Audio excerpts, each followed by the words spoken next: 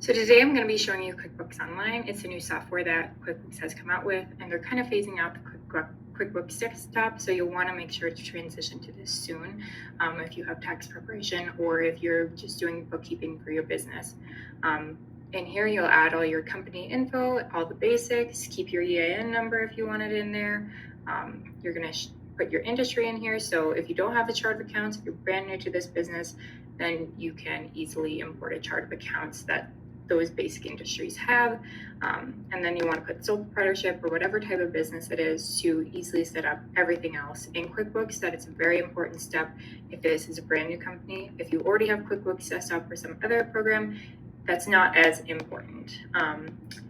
Then we're going to go in to our dashboard and we can see everything here, and we can go to our accounting tab and go to bank transactions, and we can connect accounts by just looking up our bank. Let's say we have a Bank of America account.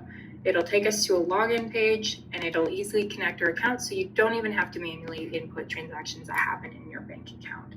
So that's very helpful there when you're trying to do a reconciliation, because you can see in this reconcile tab, you can just get started on that, and you can just it'll input the transactions, and then you can verify that it matches up with your bank statement. So that's very easy to navigate. The next part would be setting up your chart of accounts.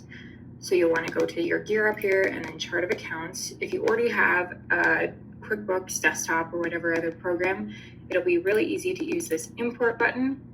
And if you don't have an existing chart of accounts, that's all right. They have templates in QuickBooks to help you with that.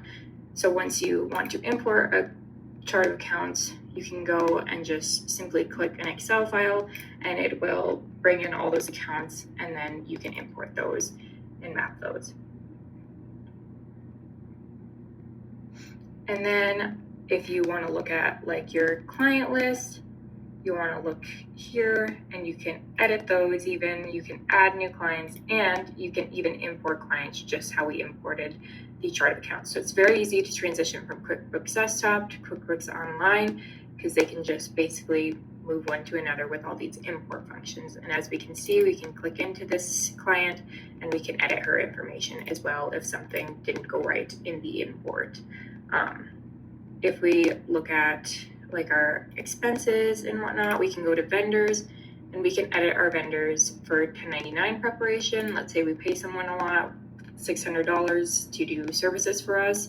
We want that information for 1099 season, and we can look at their checks that we've issued them to see if they are over 600, and we can go in and edit all their information to add their social security number and all their different information for when 1099 season comes around to issue those.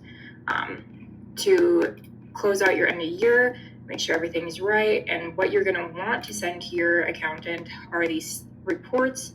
So the main one you're going to use is the general ledger. This will show you all your income and all your expenses, all your equity for the year, and you'll just want to pull it. We have like this fiscal year in here, and you can customize dates also if you're looking for a very specific transaction.